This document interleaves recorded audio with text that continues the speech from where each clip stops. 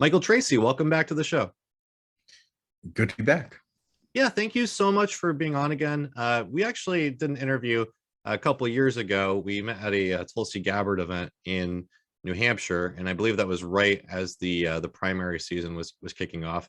And prior to that, we actually met once when we both were interviewing Tulsi back to back at a library in New Hampshire. I believe it was about a year earlier. So in my mind, I follow you on Twitter and I appreciate your takes on a lot of different subjects. But in my mind, you're always kind of associated with Tulsi Gabbard just because that's the two times that we met in person.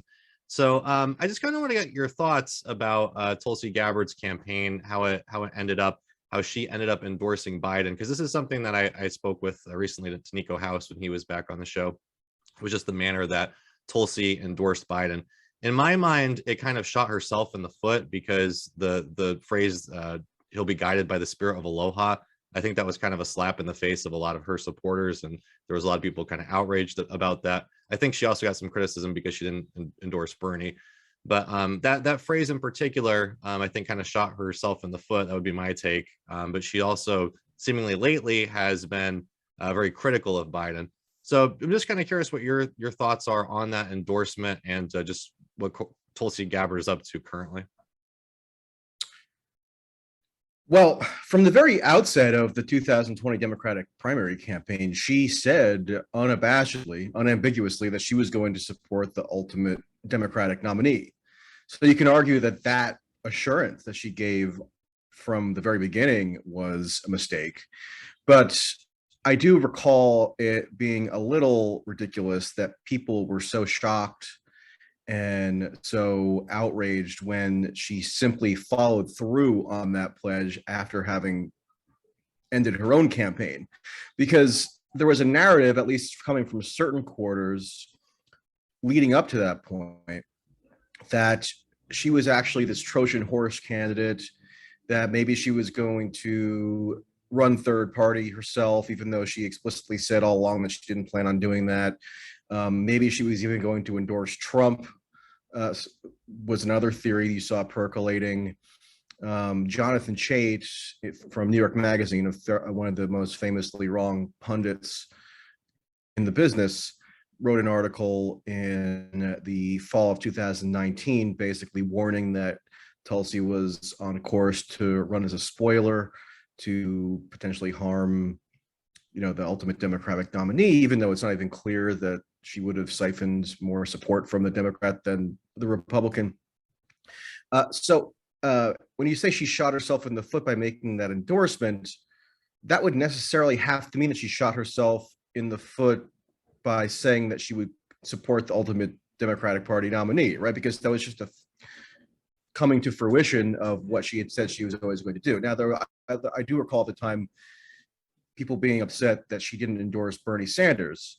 But when she dropped out of the race, this was in mid-March, I believe, of 2020, or maybe it was April in that period, the COVID had just started. Actually, she had planned to contest all the remaining primary races and go to the convention. But COVID meant that she could no longer hold public events anymore or really do any kind of active campaigning. And so that she made the determination that she was not going to follow through on that, which I think at the time at least seemed reasonable.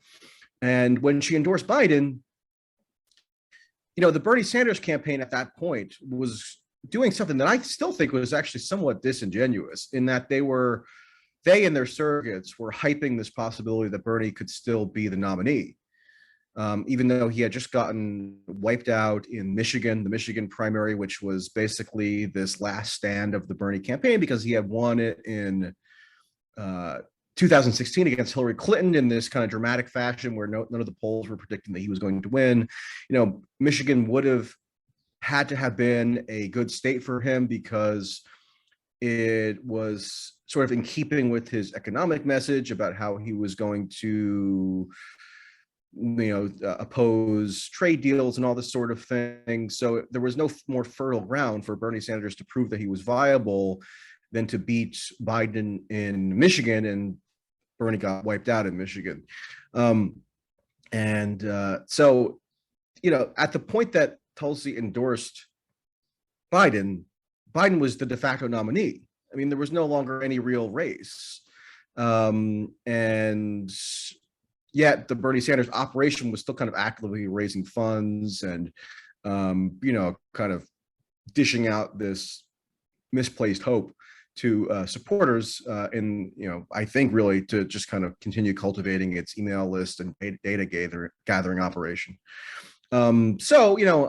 With all that in mind, it didn't seem totally unreasonable for me that she would have chosen to endorse at that moment. I think beyond those issues, which are kind of now, sort of history, given that she did endorse Biden and given that she's still a Democrat, it kind of gives her a certain amount of authority or credibility or leverage to criticize Biden that she wouldn't have if she had just been always his stalwart opponent, right? So there's a potential political logic there that actually kind of enhances her ability to level forthright criticisms of Biden administration policy, given that she wasn't always just a knee-jerk Biden antagonist. I guess, my overall take on that is when people claim that she shot herself in the foot, okay, maybe so, but in making that criticism, you must also be making a criticism of her entire philosophy that she was very clear about from the very outset of the campaign. So it was kind of, I think, misleading to, at the time, kind of cast that endorsement as this massive surprise and this massive sort of about face that no one could have predicted. Actually, I remember a lot of the sort of mainline media doing that. And, funnily enough, on the day that she ended her campaign and endorsed Biden, I personally ended up trending on Twitter because people were attacking me for somehow being betrayed, or, that I was really upset, or that I was mind boggled by this turn of events, which of course was ridiculous because, unlike most people in the media, I, as you know, covered her pretty closely and was very well familiar with her positions and her approach to the campaign, and so I wasn't surprised at all. And yet, the media, people in the media with an axe to grind, used that as a just sort of a attack talking point. And so that was still funny. Twitter claims that it doesn't have like an editorial staff, or it doesn't like render normative judgments on stuff, and when it decides what to amplify, and it's like trending topics or whatever. But of course it does. I mean, every time I've happened to have trended on Twitter, they add a little kind of editorial comment below my name that, it's kind of couched in neutral language, but of course it's not neutral. It's, the product of people who are employed by Twitter to write that, and they have a certain bent. But anyway, that's sort of a side note. Well, so I personally wasn't surprised that Tulsi ended up endorsing the Democratic nominee because, again, she said that. In fact, interesting little piece of trivia about me. I communicated Jill Stein's an invitation to Tulsi that she run with the Green Party. So Jill Stein, in an interview with me, stated that she would like Tulsi to run. I posed that to Tulsi in one of my interviews with her, and she said, "No, I'm a lifelong Democrat. I'm sticking with the Democratic Party." So it wasn't necessarily a surprise that she endorsed Biden, but I think that, again, the language that she used when she did that, saying he will be guided by the spirit of aloha, that in particular seemed very at odds with Tulsi Gabbard, who had said that Hillary Clinton is the queen of warmongers. Like, it just seemed like a very different Tulsi Gabbard. Nico House, when I spoke with him, he said that he thought that part of the language in that endorsement was really motivated by the fact that Tulsi had been friends with Beau Biden. And he also noted the fact that Tulsi didn't really go after Joe Biden in the debates at all. So again, I'm just curious on, again, I know we're nitpicking on something that happened 2 years ago, but it just would be interesting your thoughts on why she kind of used that language in the endorsement, and why she may not have done it like kind of sarcastically or something, just like a little bit differently. Well, I mean, I think it would have been odd to issue a sarcastic endorsement. I'm not aware of anybody who's a politician of any prominence who's ever issued an endorsement that they framed as sarcastic. I mean, that seemed like it would have been contradictory. Yeah, she obviously did call Hillary Clinton the queen of warmongering during the campaign. But in 2016, notwithstanding that she had obviously, quit the DNC to endorse Bernie Sanders and then put his name into nomination at the convention in Philadelphia and so on and so forth. But, although she was somewhat muted and tepid about it, she did technically endorse and support Hillary Clinton in the general election in 2016. I mean, there were events that she appeared at in Hawaii and such that were just kind of generic pro-Democrat events. And, when you're participating in generic pro-Democratic events during a general election season, then, you're supporting the nominee. And that's just sort of a kind of a constancy of American electoral politics. In terms of the way that endorsement was phrased, I hope I'm not coming across as too just like a unmitigated apologist or something, because I'm okay, sure. I mean, maybe the phrasing of that tweet didn't strike people as particularly apt. That's reasonable. The way I remember reading it at the time was that it was kind of like aspirational, in that like she was expressing hope that Biden would be quote unquote guided by the spirit of aloha or something to that extent. Yeah, I mean, it is true that she definitely made strategic choices about who she was going to go after during the primary campaign. The most kind of prominent example of that being when she launched her broadside against Kamala Harris that really landed and probably helped at least to doom Kamala Harris's primary campaign. I remember there were reports after that episode, maybe a month or two after, when Kamala Harris's campaign was floundering, when she would have operatives associated with her anonymously complaining to media outlets about how they kind of traced at least part of her failure to her inability to respond to Tulsi's attack with any degree of competence. So I mean, the idea that she, in attacking Kamala Harris, what she ultimately did was attack the vice presidential nominee for Biden. So this idea that I don't really buy that it was this major kind of a dereliction for her to not have attacked Biden as directly as she did. I mean, I think there were probably opportunities where she could have, and when that did come up, as I recall, yeah, I mean, she used definitely less heated language with Biden than she might have with Hillary. But also bear in mind, Hillary had been attacking, accusing her of being a Russian, stooge or agent or whatever, and Biden kind of didn't really buy into that in the same way. I do think that there was, again, I'm not a Biden apologist either, but I don't think that Biden and Hillary were exactly the same creature in terms of their political orientation, particularly when it comes to foreign policy. Biden, I think, has had a pretty poor foreign policy, with maybe the exception of the Afghanistan withdrawal thus far, and the current Ukraine policy, I think, is pretty disastrous. But on a whole, Hillary Clinton was just much more unrepentant in her kind of unbridled hawkishness than Biden. I mean, Hillary Clinton famously didn't admit that her vote in favor of the Iraq war, that is, was a mistake until 2014, when she was preparing to run in the 2016 Democratic primaries. So it took her, 8 years to admit that. And in delaying that admission for so long, she was very unique, even amongst prominent kind of Democrats. Biden admitted it within a couple of years, I think. And within the Obama administration, Hillary Clinton was almost always on the more hawkish side of debates around potential, policy choices. Afghanistan being a notable example of this, meaning the surge in 2009. Biden argued against it internally. Hillary was very much for it. Hillary was agitating for the Libya intervention in 2011, taking a more aggressive line on Syria, whereas Biden in these debates was always on the relatively less hawkish side. So that doesn't mean that Biden was necessarily, in every respect, a good candidate or had a supportable foreign policy perspective. But compared to Hillary Clinton, it was less extreme. So, I think in that vein, it wasn't particularly surprising that she didn't have the exact same attitude toward Biden as she would have Hillary.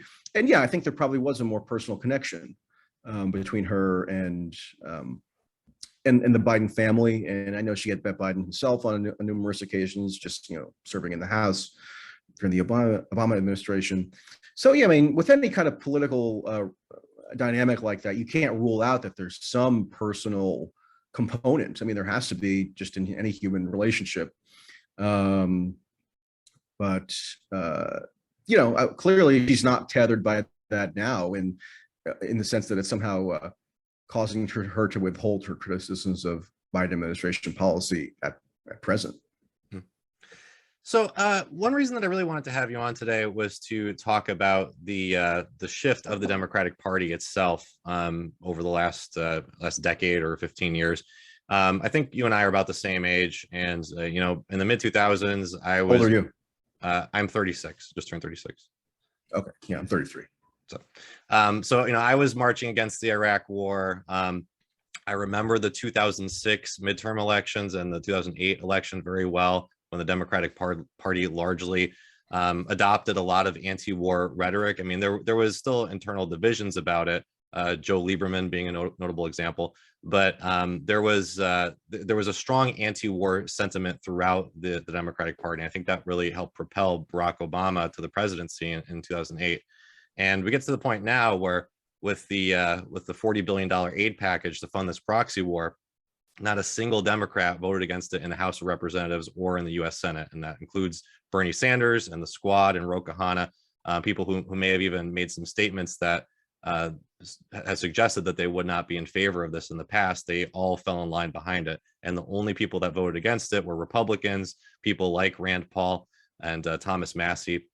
So I'm just curious on your thoughts on how this transition happened, because again, it seems to me odd that the Democratic Party that used to at least embody some anti-war sentiment, used to always have some Mike Gravells or some Dennis Kuciniches or some Tulsi Gabbards, got to the point now where it seems really like a more hawkish party, where there is no anti-war dissent at all, and everybody's uniformly backing this proxy war, for example. So again, I just would be curious what your analysis is on how and why that happened. Was it because of Donald Trump? Was it because of Russiagate? I mean, was it because of just Obama's policies? What do you think brought us to here from where we were in 2006, 2007? Yeah, it's amazing. I mean, I think it's very much worth emphasizing the incredible fact that, as you mentioned, literally zero Democrats in either chamber of Congress voted against this bill. Because in a vacuum, I mean, if you had asked me a year ago or so, if you had just sketched out a scenario reminiscent of this and asked me to project how many Democrats would vote against a bill to fuel a proxy war against Russia, I would have maybe thought that at least a handful, or even just one.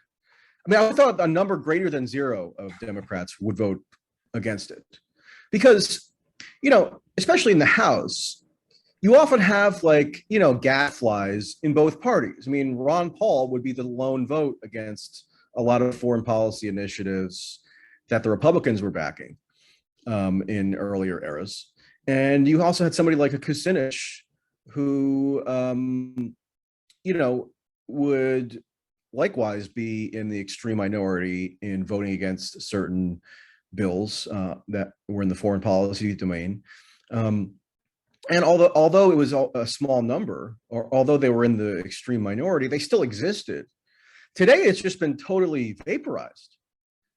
I mean, it just no longer exists at all, which is really a staggering development. I think Ro Khanna actually might be one of the more instructive examples, because Ro Khanna is not like an AOC in this sense. Like, I don't think AOC has really spent much of her life thoroughly investigating what her position is on an issue like Ukraine. Like, I don't think that's been an animating issue for her. She probably only recently became really familiar with it, which isn't necessarily to her discredit. I mean, people have different focuses in life, And, she doesn't seem like she's somebody who really has a whole kind of comprehensive vision of what her ideal U.S. foreign policy is. And so, I guess in that sense, just given the potential gaps in her knowledge, and she's still pretty young, and she got elected to Congress at an unusually young age, after having just been, a bartender for a period of time. Again, that's to her credit in a way. But it's not like she really was immersed for years in studying these issues. So you could understand, not excuse, but understand how she could get swept up in, the latest kind of furor around an issue like whether to fund the proxy war that's currently ongoing. But with Ro Khanna, who, let's recall, was the co-chair of the Bernie Sanders presidential campaign in 2020, he has been deeply immersed in these issues. He has actually been one of the few members of the House that's been actively outspoken over the years in opposing sending lethal aid to Ukraine, because according to him, this would increase the likelihood that the US would get drawn into a war. And his warnings in the past about that were right. I mean, he reiterated one such warning in February of this year. Go look up on Democracy Now! When he made an appearance in a week or two before the invasion, when he reiterated his longstanding opposition to sending lethal arms to Ukraine on the ground that it could trigger a wider scale US military involvement. On top of that, as you might also know, in 2018, he spearheaded the insertion of a provision into the 2018 omnibus spending bill that prohibited the dispersal of aid and or training to this Azov battalion unit. And in addition, he organized a letter that was signed by 50 plus of his colleagues, actually including Tulsi at the time when she was still in office, where they were complaining about what they called the government-sponsored Nazi glorification that is rampant in Ukraine. And one manifestation of that government-sponsored Nazi glorification in Ukraine by their lights was that the national government had refused to disband the Azov battalion, and not just refused to disband it, but integrated it within the military's command structures. So made it into a full-fledged regiment. That was what was cited as evidence of this troubling trend within Ukraine, according to the letter that was organized by Ro Khanna. Now, today, Ro Khanna is just another prong of the pro-war consensus. He doesn't say anything about any of these issues that he was so driven by in the very recent past. He hardly even can be bothered to explain the shift in his views. I guess it should be acknowledged that he's more transparent about his reasoning than some of these other members that you mentioned, like the Squad and whoever else. But really, I mean, his explanations are very unpersuasive or incomplete. So I think, for Ro Khanna to even have undergone this transformation, given that this was an avowed area of focus for him in the recent past, speaks to just how massively pervasive these new incentives are to join the pro-war consensus. And a lot of them don't even conceive of it as a pro-war consensus, right? I mean, often they'll couch their support for the pro-war policy, and I think it is unquestionably a pro-war policy if you're voting for billions of dollars to dump higher and higher grade weaponry into a war zone, and you're supporting the US so-called intelligence sharing operation with Ukraine military actors so that Ukraine can launch combat operations against Russia. And we saw that there was bragging in the New York Times by Biden administration officials recently about how this US intelligence sharing was integral in leading to, for example, the sinking of the flagship Russian warship and the killing of generals and so on and so forth. I mean, if this is not a pro-war policy, what is? But of course, that's very deliberately obfuscated in the public discussion of it because,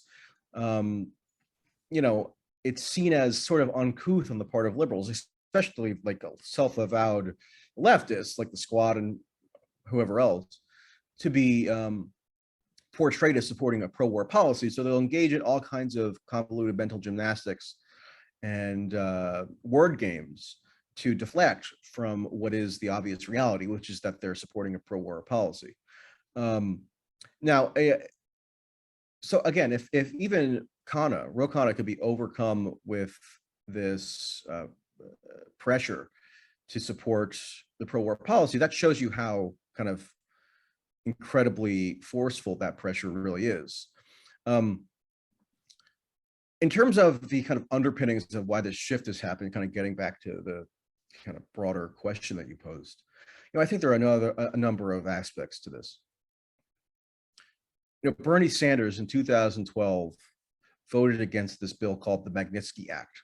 I don't know if you're familiar with that, but it was the sanctions package that was passed in 2012 and that Obama signed into law that basically afforded the president with new powers to levy sanctions against officials that were accused of violating human rights. And it was spurred by this alleged incident in Russia where an individual was arrested and then died in prison. The guy who lobbied for this bill, Bill Browder, was a kind of a vulture capitalist who,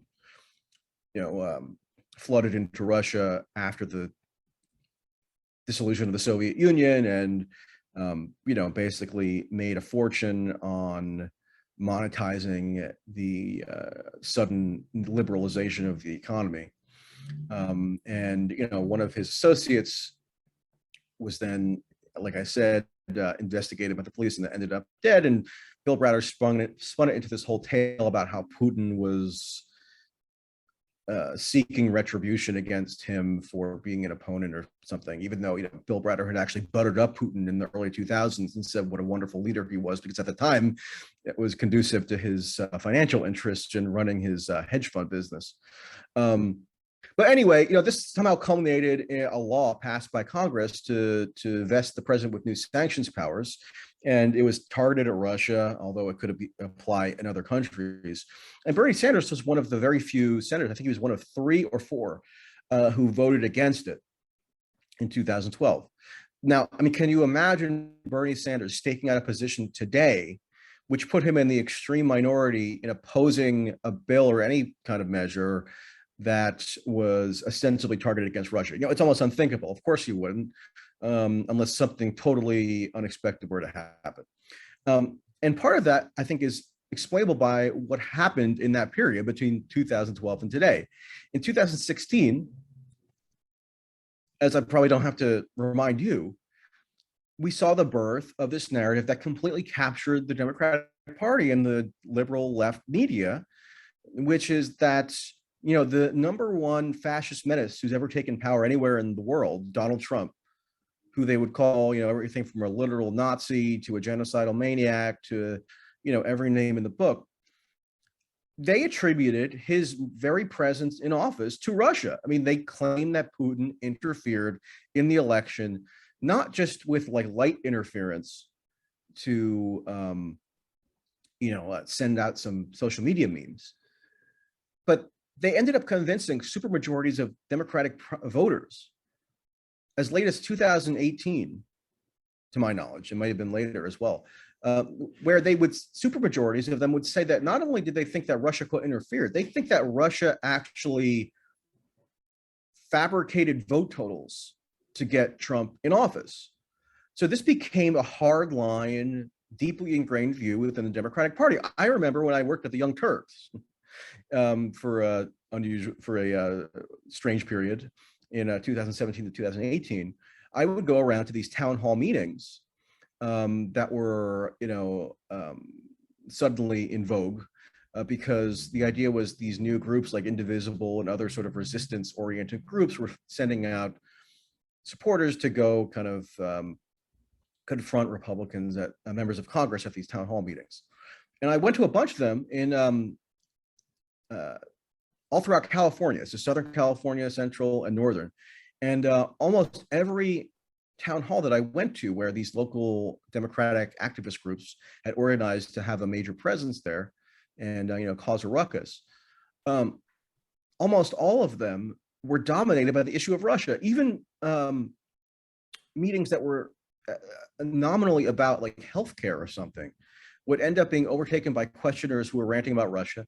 You would walk around and see placards being waved where it would be, Trump plus Putin equals, love, or, it would be like homoerotic depictions of Trump and Putin. You would see Soviet iconography being brandished. It was just a huge obsession. And this obviously, also was reflected in Democratic members of Democratic elected officials. It got to a point that in 2020, rather in 2019, after the publication of the Mueller report, Elizabeth Warren was the first major Democratic primary candidate to call for the impeachment of Trump based on the Mueller report. And remember, if anybody followed what happened with the Mueller report and is not crazy, they probably would have found, if they just read it in a plain and uncomplicated way, that the Mueller report found that it could find no evidence establishing the whole premise that led to this Trump-Russia theory, which is that Trump colluded or conspired with the Russian government in the 2016 election or afterwards. Mueller found no evidence of that. And yet, Elizabeth Warren rode this wave of fervor around the issue to call for the impeachment of Trump. I mean, this was pre the impeachment that ultimately did happen around Ukraine, which is also interesting that it kind of transitioned to that. But the momentum for impeachment was started when you had more and more members of Congress supporting impeachment just for the Mueller report. And once Warren made that call in spring or early summer of 2019, she then got a big boost in the polls. She was then, considered a more top tier candidate, and she was followed by other candidates who made this a similar call for impeachment on the grounds of the Mueller report, including Bernie Sanders, who also ultimately called for it. And so, I mean, you look at those, just appreciate those political incentives that have become operative around the issue of Russia within the Democratic coalition. When Biden won the election in 2020, there was a Financial Times article that came out that quoted anonymously a European diplomatic official who said something to the effect of, he's actually disturbed, he or she is disturbed, and I'm paraphrasing, but this anonymous official reported being disturbed by how emotionally invested the incoming sort of Democratic national security / diplomatic apparatus was about seeking retribution against Russia. They were so viscerally kind of just moved by Russia, meaning the Democratic kind of professional class that was now going to be coming into power. And sure enough, now we see that having eventuated in the Democratic administration presiding over the waging of this unprecedented proxy war, and unprecedented in the sense that the amount of direct warfare that's we've seen the U.S. participating against Russia really never even occurred throughout the entirety of the previous Cold War. I mean, usually there was a hard red line established between how much direct warfare the U.S., even at its most hawkish phases of the Cold War, would tolerate against the Soviet Union. Now those lines have been obliterated. So I think in terms of the Democratic Party, the professional class and the voters were radicalized by this narrative around Trump and Russia because Trump was such a domineering presence in their lives for so long, and still is to some extent, and caused so much just emotional and psychological strife for them. I mean, people were in a constant meltdown over Trump, just like psychologically. like you would often read stories about how even like literally psychiatrists would be reporting how they were getting these gigantic influxes of liberals who couldn't keep it together anymore, given the trauma that they claimed that they were experiencing by the mere fact that Trump was in office.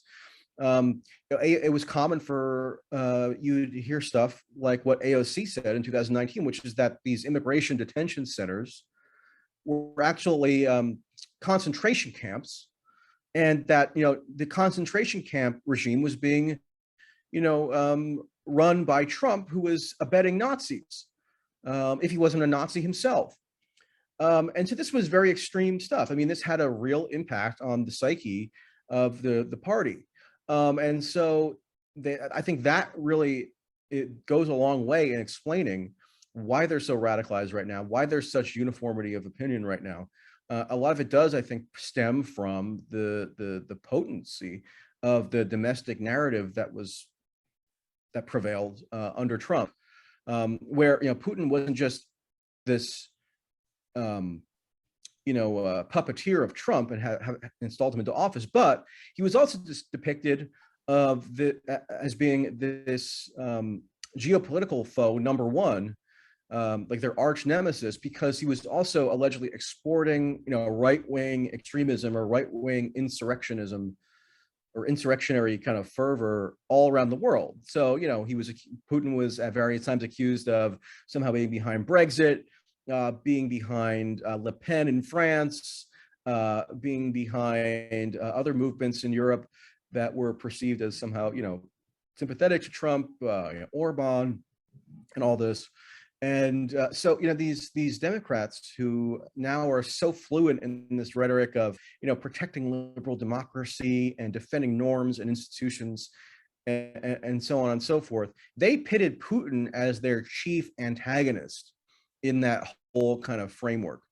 And so you had a perfect storm really to achieve almost complete consensus today around an actual bona fide war effort that's underway. And yeah, I mean, I think, there's probably other facets to how this turn of events happened, but those are the ones that stick out most to me. Well, it's just so dramatic to me in terms of really, it seems like a cultural shift almost. And I know that the phrase Orwellian gets used a lot and thrown around a lot now, but I think it is Orwellian in the fact that, again, if you go back to, it seems as though there's no memory going back to like the mid 2000s. Again, one aspect of that is we've always been at war with Eurasia. Just people seem to forget that we had amicable relations with Russia even under Putin.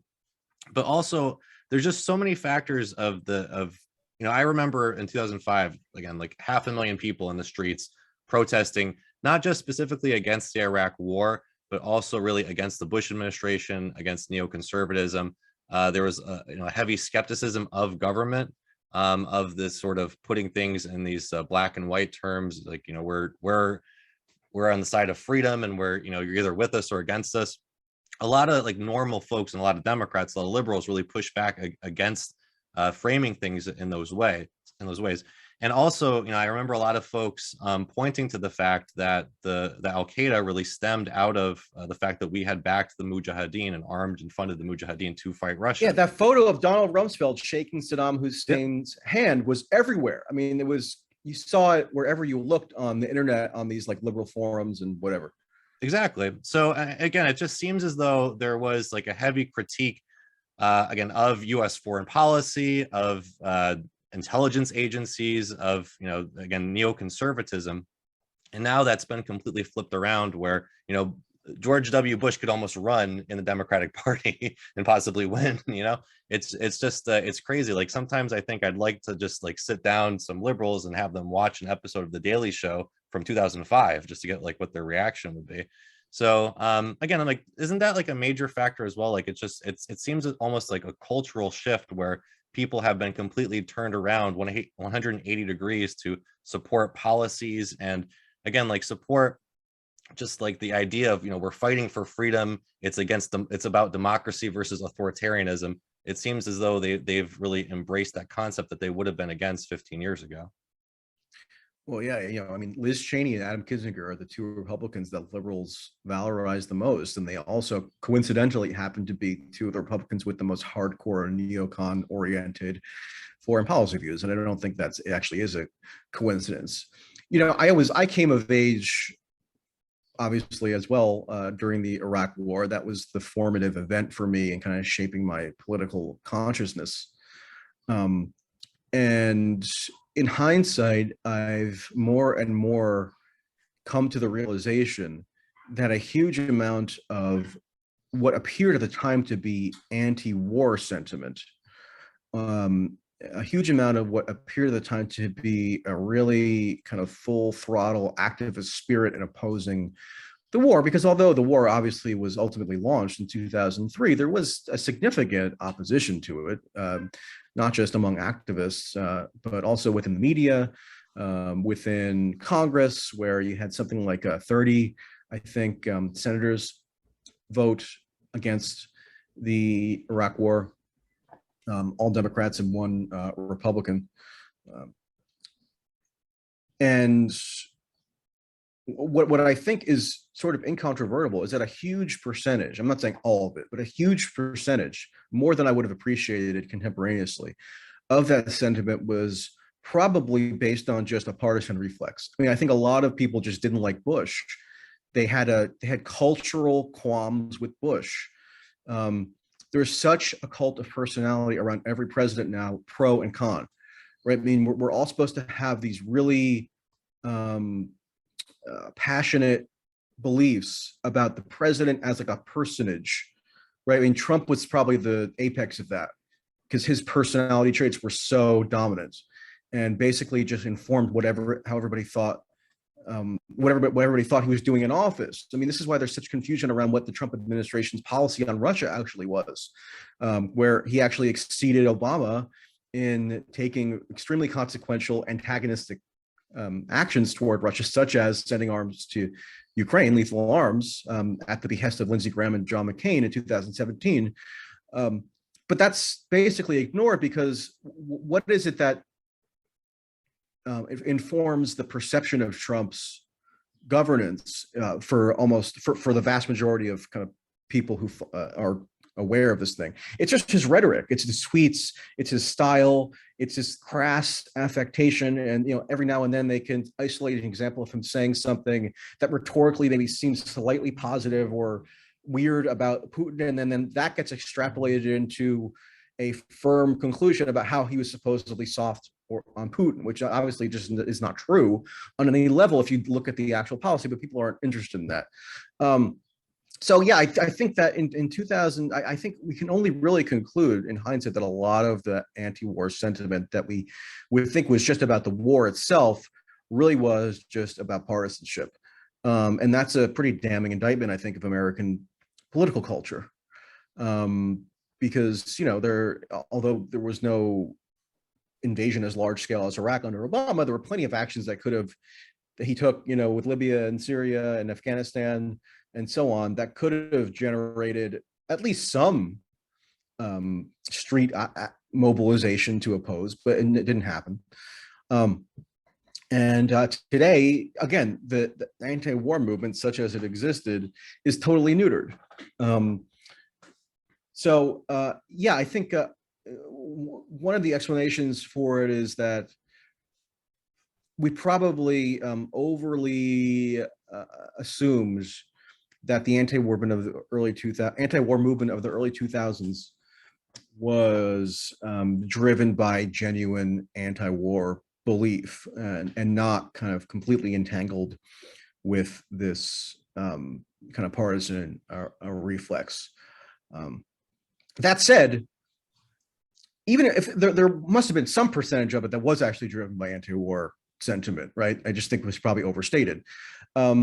And you did see large protests all over the place. The protest that took place in London is still the largest that's ever happened prior to the Iraq War. And it's just almost unfathomable that you'd see anything comparable now. And I think part of that cultural shift that you mentioned owes to shift in priorities amongst the so-called left. In the early 2000s, when I kind of just generally thought of the left, and my political views weren't as well formulated as they are today, but when I just took a broad brush on the left and would summarize what they were about, a huge portion of it would have been about foreign policy. Opposing the war on terror, opposing like extraordinary rendition and torture and mass surveillance, and the Iraq War and the escalations of the Afghanistan War, and these different aspects of CIA and FBI overreach and so on and so forth. Today, there's almost zero indication that any of that animates, like, at least the organized activist left. Right. It's become if it never comes up at all, it's a side note. Essentially, but yeah, I was gonna say. I mean, what does appear to animate them?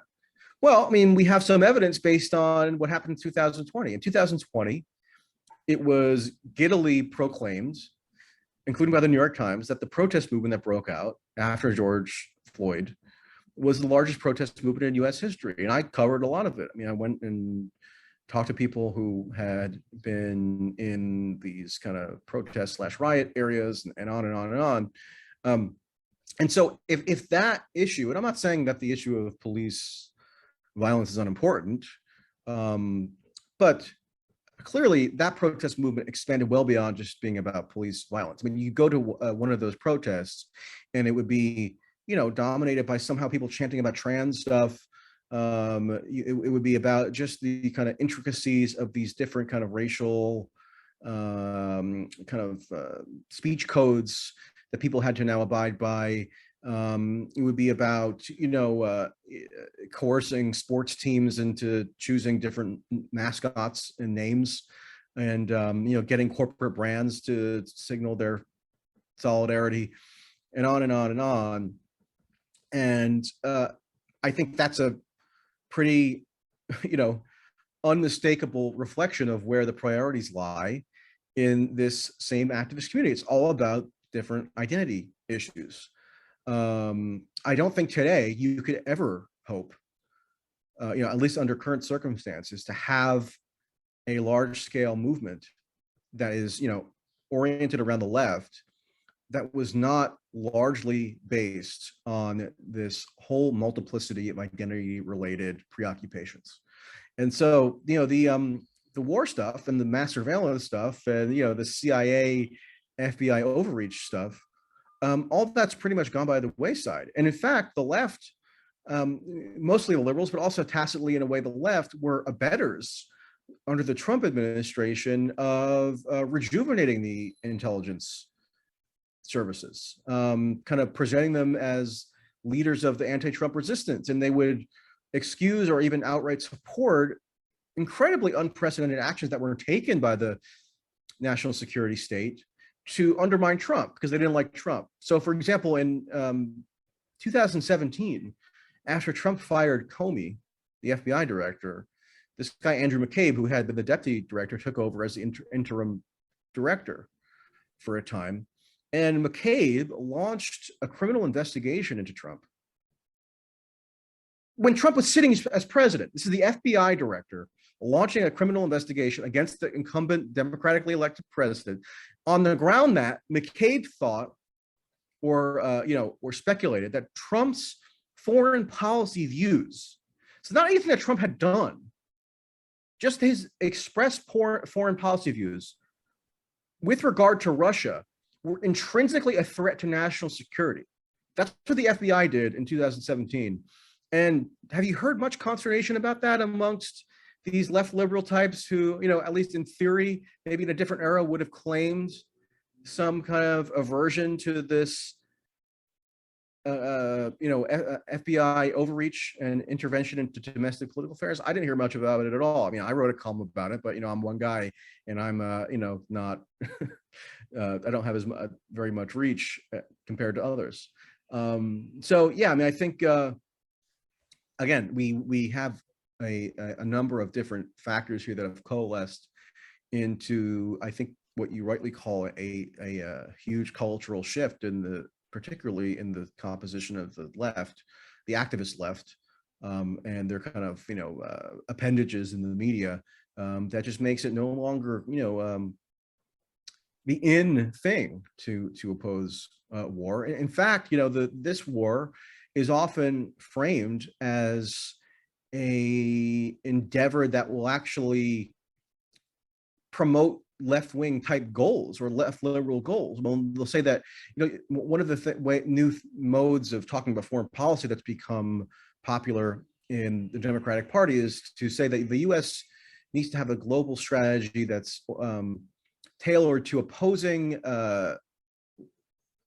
authoritarianism, right, or right-wing attempts to curtail liberal democracy, right?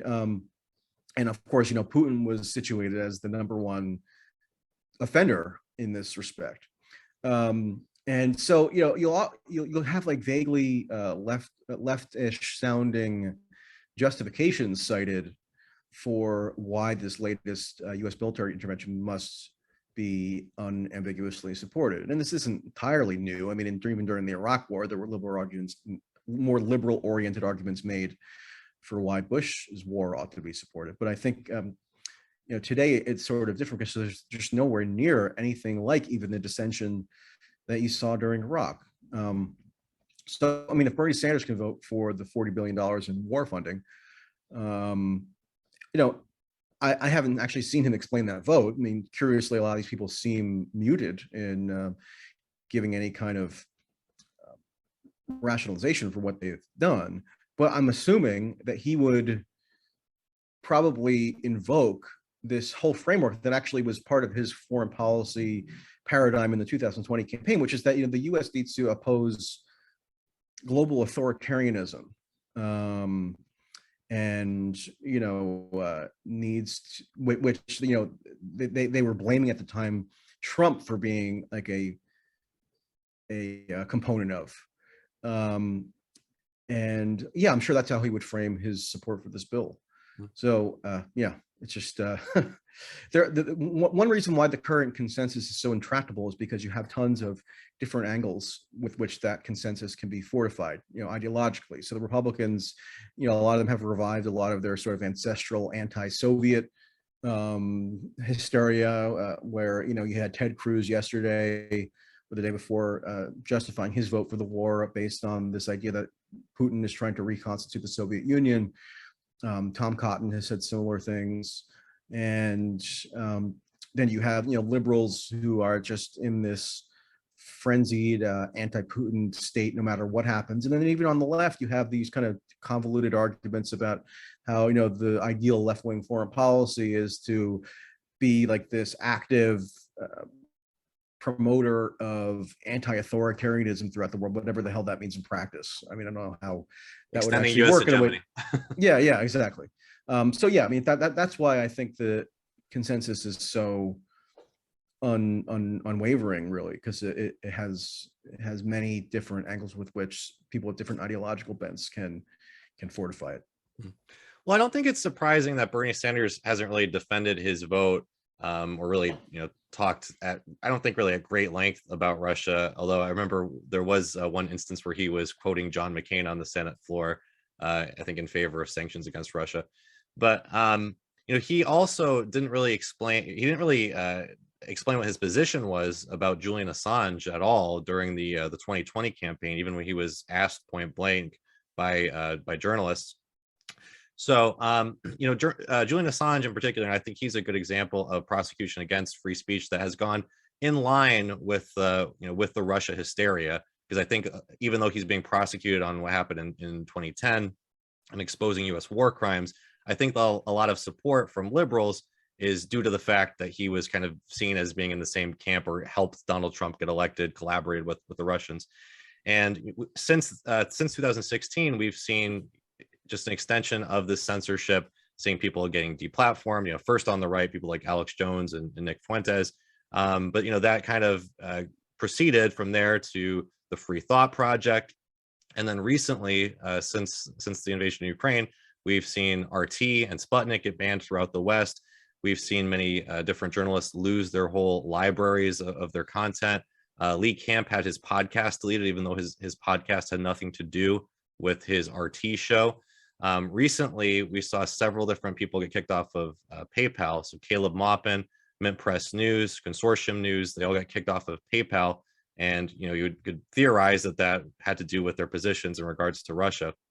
I'm just curious what your thoughts are on the censorship, particularly in the backdrop of the fact that this so-called Ministry of Truth, this Disinformation Governance Board, just got paused, and Nina Jankowicz, who had been savage for weeks when it was announced that she was the head of it, she had to resign. It seems as though there was some pushback there, and really across the political spectrum. I think that there were folks on the anti-imperialist left and a lot of conservatives, and probably a lot of just normie liberals who may have thought this wasn't such a great idea. There was pushback on that. So do you think that that might suggest that we aren't going to get in a place where there's going to be severe censorship in the United States, like akin to people getting put in jail? Like, does this suggest maybe things aren't going to go that far, or do you think that we're still on a very dangerous path with censorship currently? Well, I think with that Department of Homeland Security panel that was proposed that this woman was going to head, I mean, there were some aspects to that story that I think were unique, in that you had a woman who was just so comical and ridiculous in her presentation, and her presentation lent itself to like viral mockery, where she's putting out these music clips of her performing musicals about Ukraine and Rudy Giuliani and things, and calling out and supposedly rebutting disinformation in the past. Her worldview, to the extent that it could be ascertained, is just so laughably inconsistent that it could fall apart upon just a moment's scrutiny. And she had just a huge record on social media herself that was open to being kind of resurfaced and mocked and made into sort of political fodder. Doing concerts at Best Buy. Oh, I actually haven't seen that one. Yeah. But I'll take your word for it. Yeah, I couldn't stomach much of her content, let's say. But I think that was kind of an outlandish example of what the censorship could take the form as. So it could just be that the particularities of the situation meant that it had to be at least ostensibly abandoned, meaning this information panel. But I don't think if you look at if you get more into the weeds of these national security documents that get put out by the Pentagon, or listen to what's talked about as a priority at congressional hearings and so on, or what the think tanks are preoccupied with, disinformation, quote unquote, is still going to be just as much of a priority in terms of what they're focusing on, notwithstanding what might have happened with this Homeland Security gambit. And so, it could end up being that this was just sort of a distraction, and the ways that censorship are imposed are going to be more insidious and less outlandish, and maybe slightly less noticeable when they kind of come into effect. Probably the type of censorship that would be most felt by the average person, should they be censored, is going to be corporate censorship regardless. It's not going to come as a direct kind of decree from Department of Homeland Security. And so with such, again, like an all-encompassing war fervor that's been stoked, you have corporations that just on their own accord seem to be imposing these measures because they don't want to be subject. At least part of it might be just genuine zeal in favor of the war effort, if they want to make sure that they filter out quote unquote disinformation that could somehow encumber Ukraine or whatever. But I think also it's in part because they want to forestall the possibility that they could be hauled before Congress or something and subject to scrutiny and oversight, which is what Congress did post 2016 with the tech companies. When basically, Facebook and Twitter and whatnot were scapegoated for allowing the proliferation of disinformation, Russian interference, as it was then more likely to be called. And that really fueled the drive on the part of these tech companies to institute more and more proactive censorship initiatives. It was, I think, in large part a function of government pressure.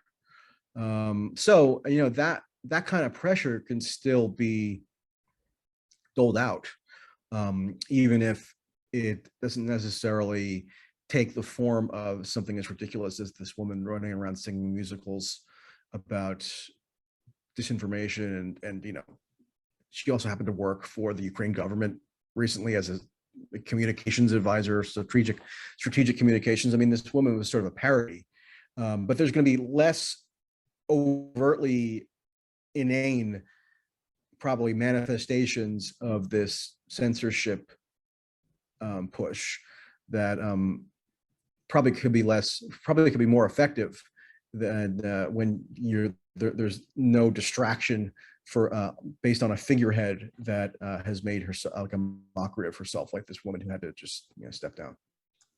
Well, last year, Jen Psaki said in a press conference that the White House was actually flagging Facebook posts in regards to COVID. And this just begs the question, especially with what we heard about the mission of this Disinformation Governance Board, that it seems as though the government must be communicating with these social media giants in some way regarding narratives that are out there. In this case, it was very ironic that, again, the goal of this Disinformation Governance Board really was narrative control, and they completely lost control of the narrative and got humiliated. But beyond that, it just seems as though there's evidence out there to suggest that the government probably is directing, some kind of forms of censorship, some kind of deplatforming, and it seems as though that could really open the door for First Amendment issues. So, do you think that it's possible, either through like Freedom of Information Act request or through maybe class action lawsuits, that there may be evidence that comes up that the government is directing this, actually specifically saying this person poses a national security threat, for example? Or do you think that it really is just an example of companies just being scared and not wanting to get hauled before Congress? I mean, evidence may yet come out of a more direct relationship, but I almost think that's not even necessary. In terms of that COVID episode, when Jen Psaki made that comment, I think it was last July, right? Biden around that time was also saying that essentially these tech companies have blood on their hands, or he made a very kind of vivid statement about the complicity in mass death of these tech companies for allowing the proliferation of COVID related mis or disinformation. And so when these companies have tons of lobbyists, and they have tons of people who are full-time involved in government relations, and so they're acutely attuned to those sort of comments coming from the president. And so then I think they will therefore act accordingly without even necessarily having to forge some kind of direct relationship where they're actually receiving decrees from some government official as to who to censor. I think the reason why the censorship dynamic is so nefarious is that it doesn't have to be as overt as that, and it still functionally has the same effect. That said, I don't deny it's possible that more evidence could come out along these lines, but I almost think it would be sort of silly for them to have that sort of more tangible relationship, because they could achieve the same outcome simply by engaging in this sort of more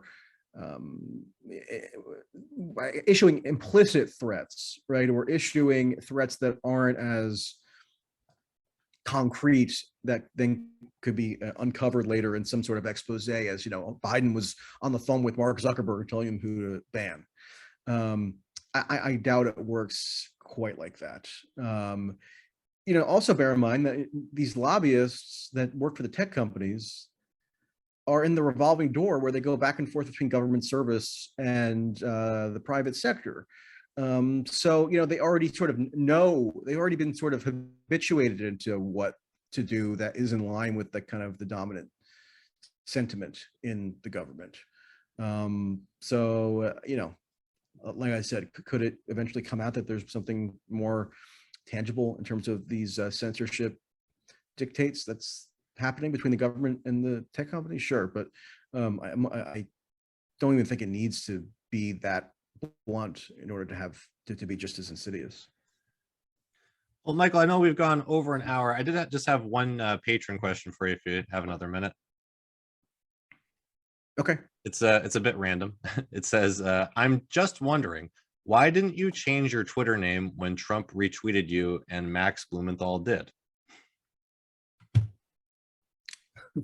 Did Trump like my Twitter display name? Oh, Yeah. I mean, I don't know. I find that kind of silly and ridiculous. That's the main reason. I mean, what would I change my display name to? Like I put like a 1-800 number that people would call and like get a phony message on. I mean, I don't know. I mean, it didn't occur to me to do.